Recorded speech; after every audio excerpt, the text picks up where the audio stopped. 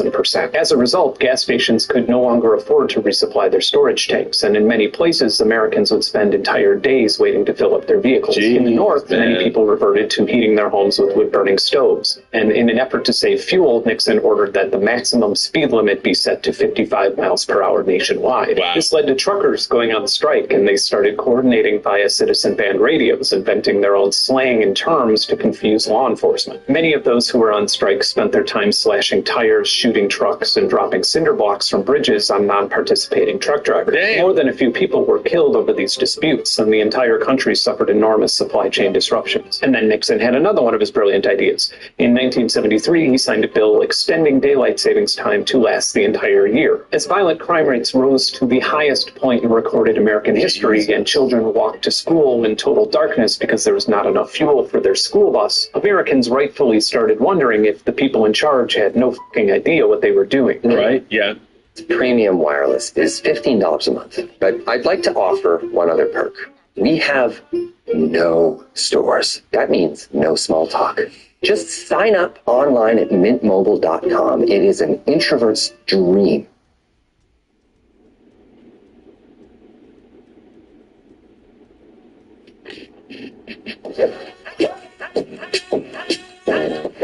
DistroKid is the easiest way to put out music. See, DistroKid makes it so easy to get your music on all of the streaming platforms. Instagram, Apple, TikTok, Shazam. I just don't think that we give DistroKid enough credit for what they do. I'm getting major label services at indie artist prices. And they never take a cut of your royalties.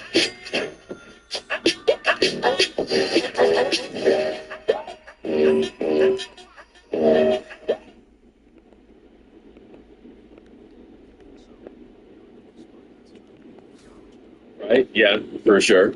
But it would turn out that some people, like Treasury Secretary William Simon, did know what they were doing. He would take top-secret trips to Saudi Arabia to negotiate another deal that would give the American economy the asymmetrical leverage it needed to become whole again. In 1974, the U.S. and Saudi Arabia quietly forged an alliance. It was not announced to the public or foreign leaders, but was conducted as a highly calculated and secretive economic handshake. The Saudi Kingdom, who was by far the top oil producer in the world, agreed to price and sell every drop of its crude oil exports exclusively in U.S. dollars. And because the entire world needed oil to industrialize, every nation on Earth was suddenly forced to build up massive reserves of U.S. dollars just to continue operating. But it gets far more calculated than that. The United States now had by far the most powerful military in the world, as it was subsidized by previously printing money in excess of their own previous gold standard.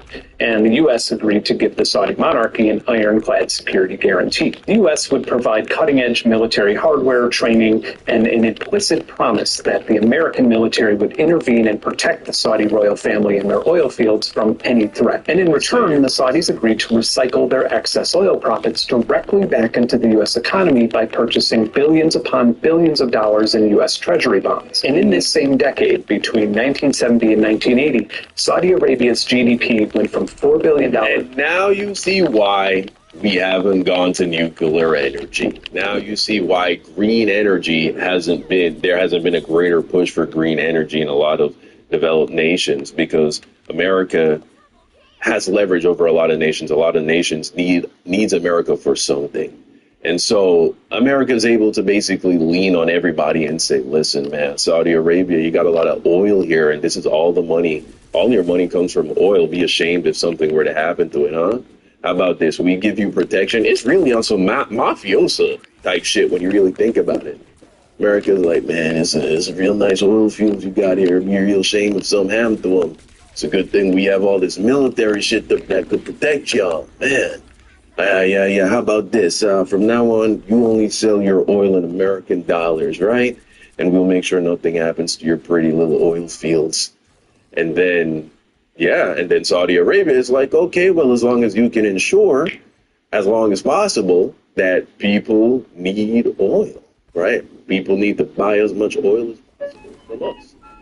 You know what I'm saying? And now that's why. You see, the love of money truly is the root of all evil. It's fucking everything up. To $164 billion.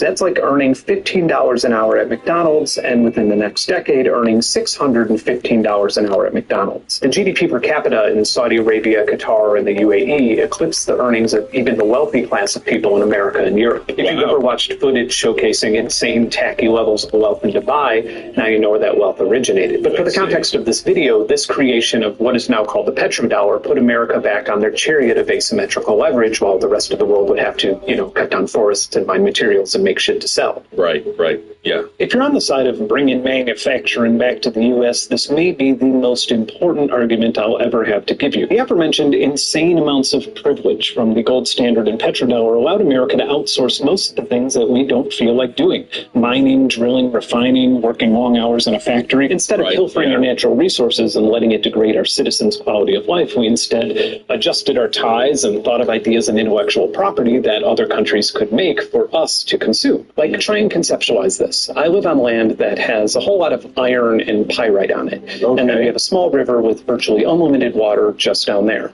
But I live in an economic reality with so much privilege that not once have I ever considered digging up these resources and selling them. I literally live on a farm. I don't grow plants to sell, and I literally give my chicken eggs away to friends and neighbors. And if I have a big surplus, I just throw them at a tree and then the chickens eat them. Let's just use copper production as an example, as it's pretty much available. Yeah, super privileged over here. Everywhere on Earth. In Congo, an average of 6.8 tons of copper is extracted or processed per square miles. In China, it's an average of 6.5 tons. In Mexico, it's 1.76 tons. But here in America, with our vast, enormous copper deposits, it's 12 pounds of copper processed per square mile.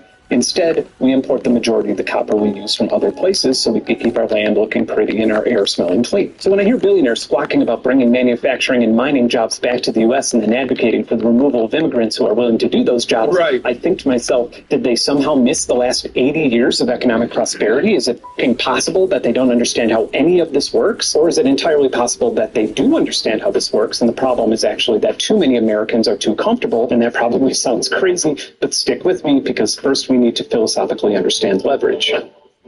Okay, all right. Leverage is a term frequently used by economists, although maybe not frequently enough. Studying leverage on an investment is about as fun as writing down thousands of metrics and using logistic regression to predict a fight instead of just betting against Jake Paul and then watching him get knocked unconscious and you winning $100 in the process. So you decide to rent a home in a small town where every house costs exactly $100,000, and you're saving up to buy one.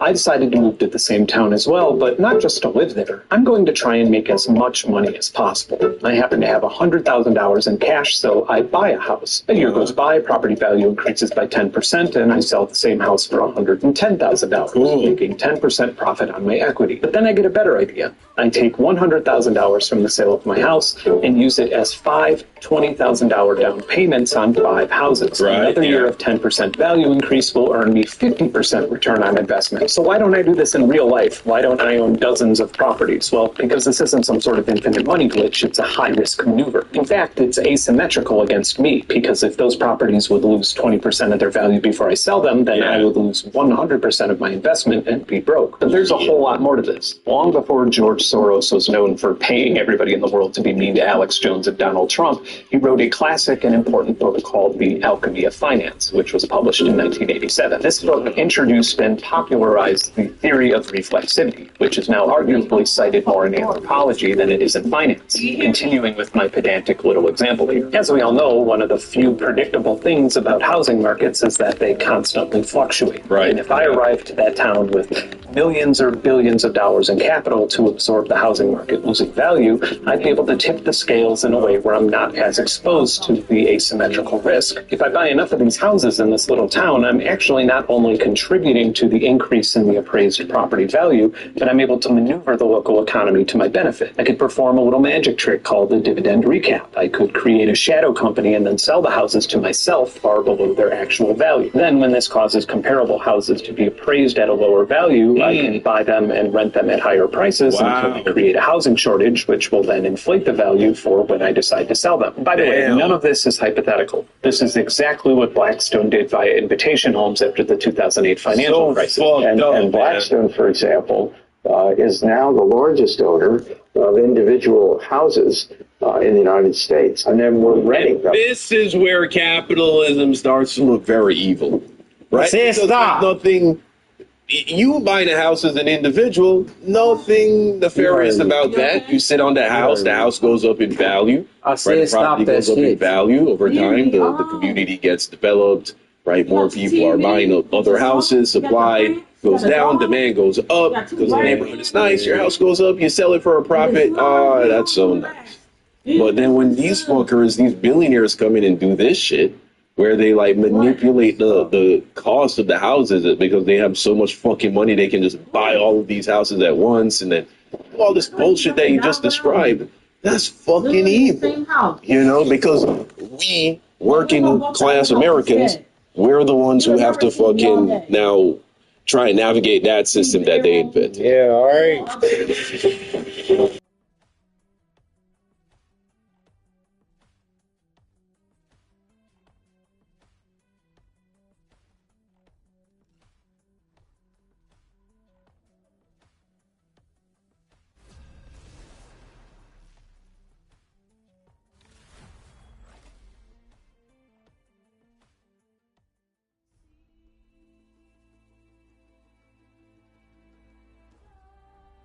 Which hero do you think you want to be today?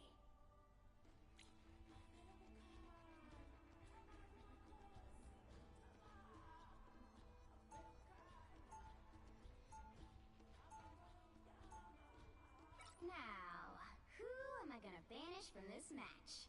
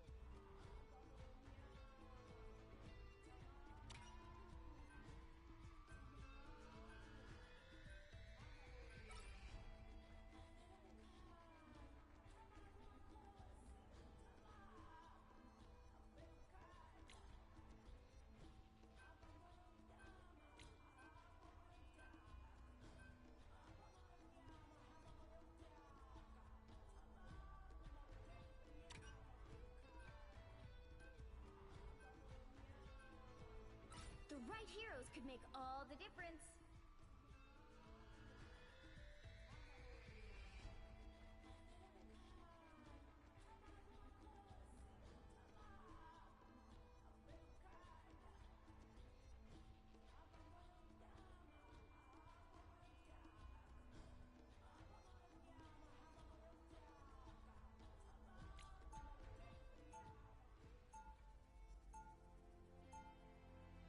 Round one, go!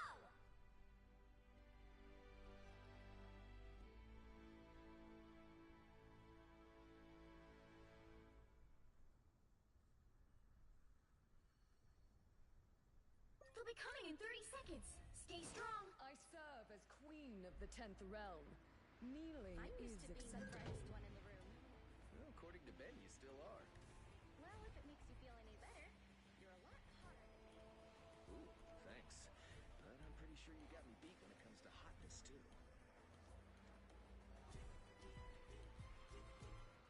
The battle starts in 5, 4, 3, 2, 1. You have to stop them from securing the mission area. I shall claim victory in Louse's name. Sacred steel!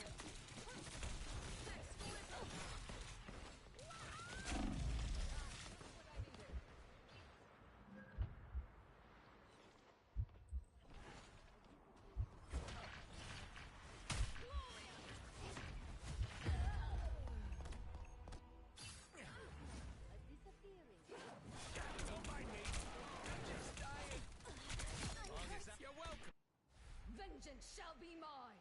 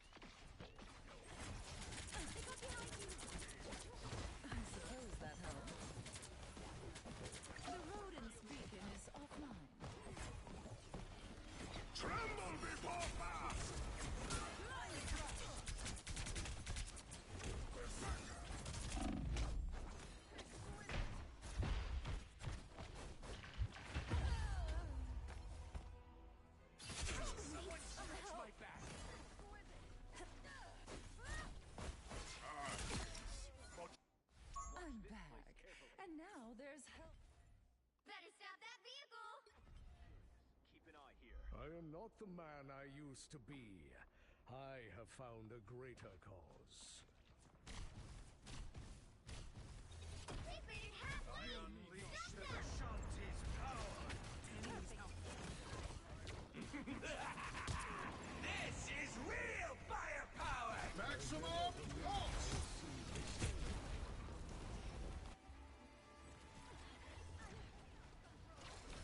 Maximum pulse! Oh, she's active. Double I shall not KO! be removed so easily. Better stop that vehicle! Some eyes on some bogeys. Quantum magic.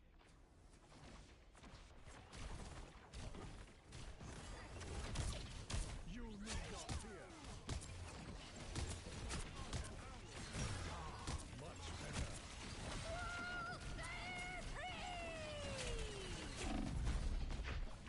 Rise, my friends! Now might be a good time. I am ready to put on a show!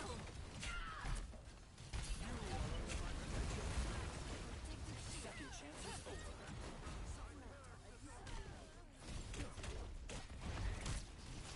Enemies out.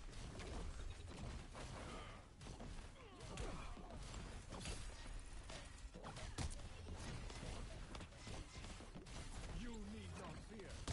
Was that truly your best?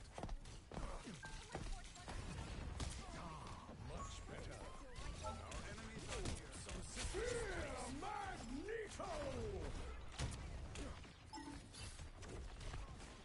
You are under my protection. Let's take a step back. Well, who's next?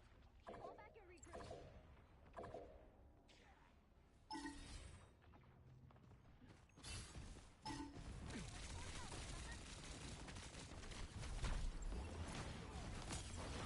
Tremble before fast!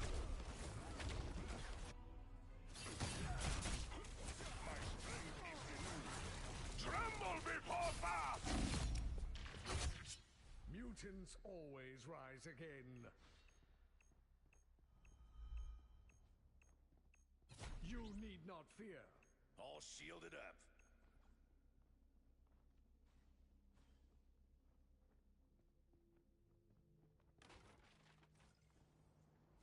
It seems we have company.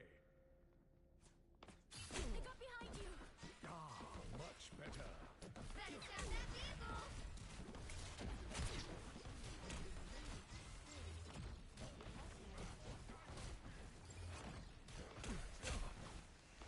You shall not be harmed. It's now or never!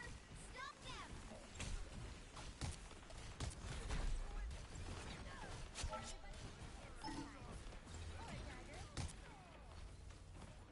Draw back. Hold your horses. Your attacks are futile.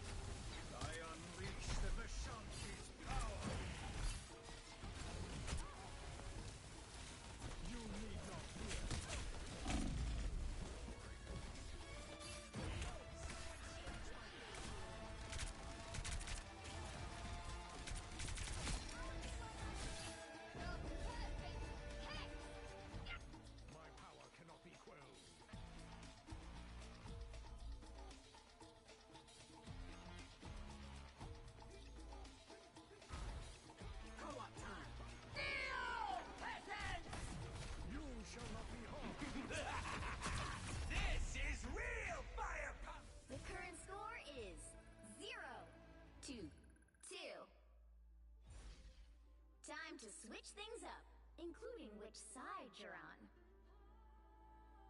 You'll need a top-notch team to win this one. Be wary. No timeline exists where Magneto yields.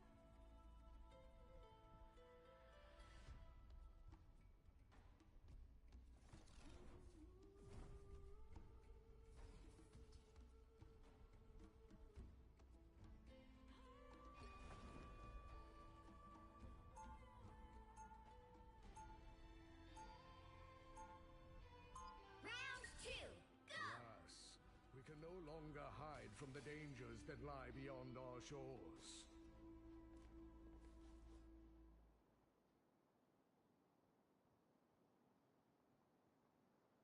Seconds before you attack. Get ready. Even the astral realms. Be wary. No timeline exists where Magneto yields.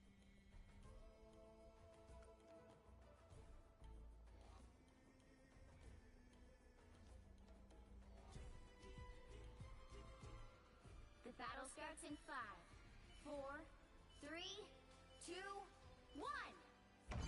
All you need to do is capture the mission area. Got it?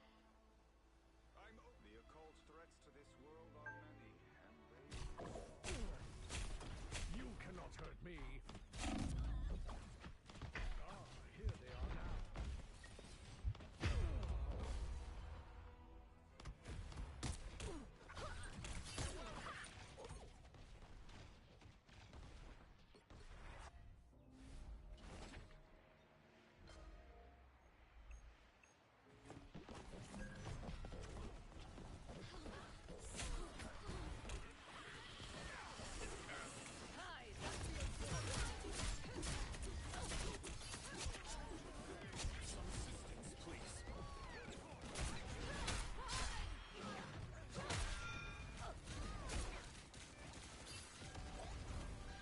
nobody can stand up against a full-strength Scarlet Witch. Aye, just what I Help needed. get that vehicle to its destination. Out, dark magic! Onward to my sacred home.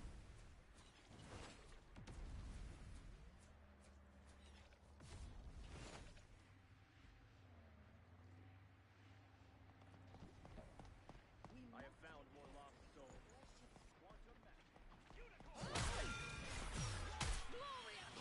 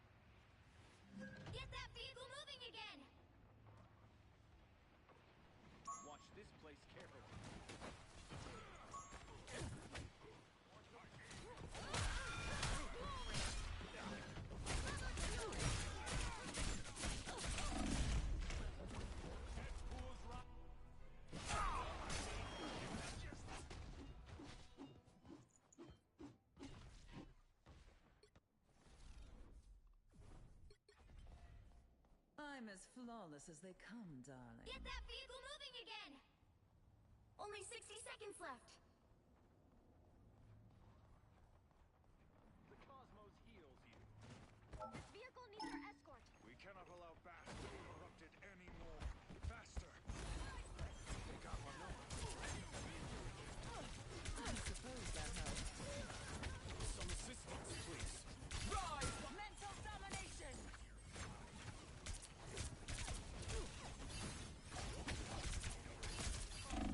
Down to 30 seconds.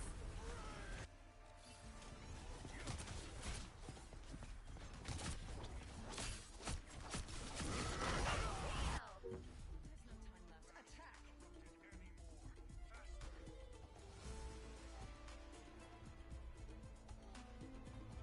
The final 10 seconds. Kneel, peasants!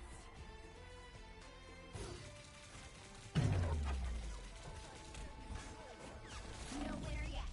Going to overtime.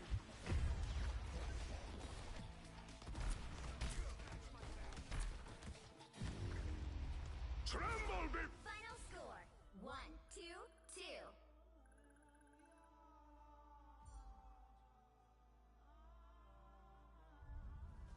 Well, you can't expect to win them all.